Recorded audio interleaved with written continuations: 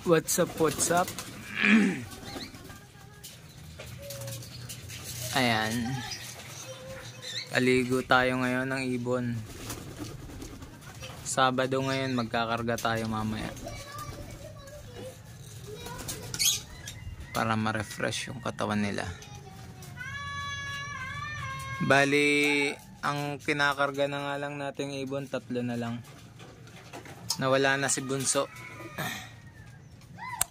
Nawala siya ng gumaka. Nung nag-training tayo ng gumaka, nawala si Bunso. Hindi na nakabalik. Bali 3 na lang yung ating tinetraining. Next year, marami-rami tayong ibon. Panlaban. Tsaka next year, mas mas handa yung mga ibon natin. Kasi ngayon, hindi masyadong handa yung mga ibon natin. Umaasa lang tayo sa swerte. Kulang-kulang yung mga pakpak. Mga naglulugon.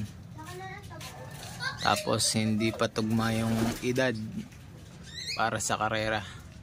Masyadong mga bata. Next year, ito, medyo maganda-ganda yung mga panlaban natin.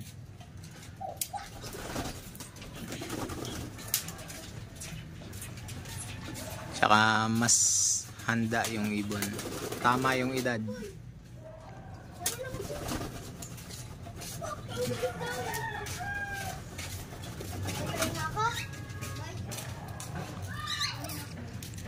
Ang natira na nga lang natin yung 2 blue bar tsaka yung black check.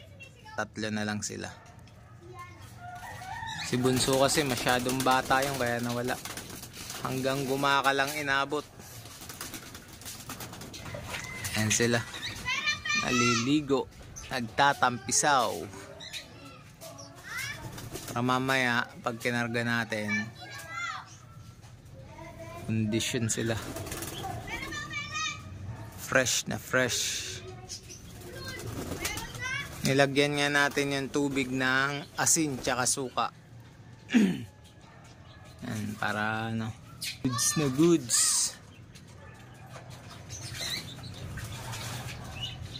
Ito update sa mga breeder natin. Meron tayo dito ang YB na pang south. Yan, nakapang south ng MMFC. Kaso kinain ng ng magulang yung balahibo kaya maaga kong winalay. Pero tumutuka na yan.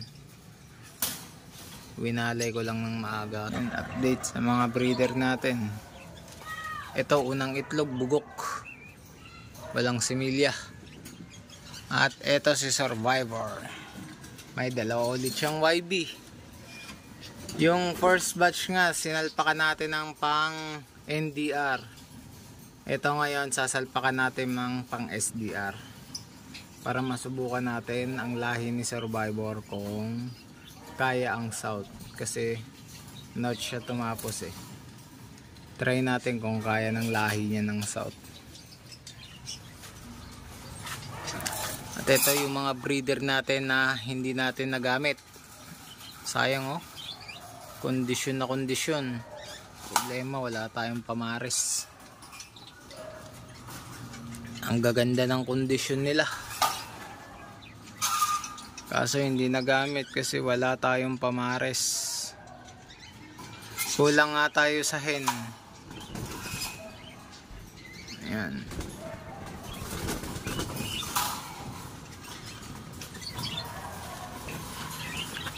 Tsaka ito yung tatay ni Bunso. Ayan, tatay ni Bunso to, tong blue bar na to eh.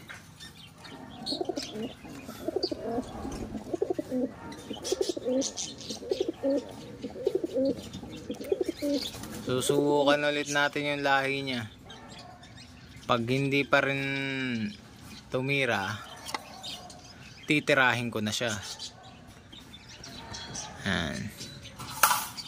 Pero yung hen, hindi yan yung nanay ni Bunso. Yun lang guys, ang update dito sa loft. Habang tayo nagpapaligo ng ating mga warrior. Ayan sila. Ayan guys, pagkatapos nilang maligo, pinalabas nga natin sila.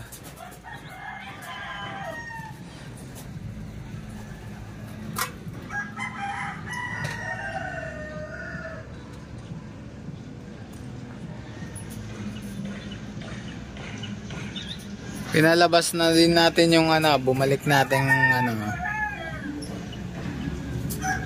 yung black velvet. Pinalabas na rin natin.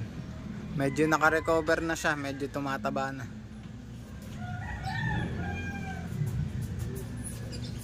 Ayan sila. Pinaglalakad-lakad muna natin.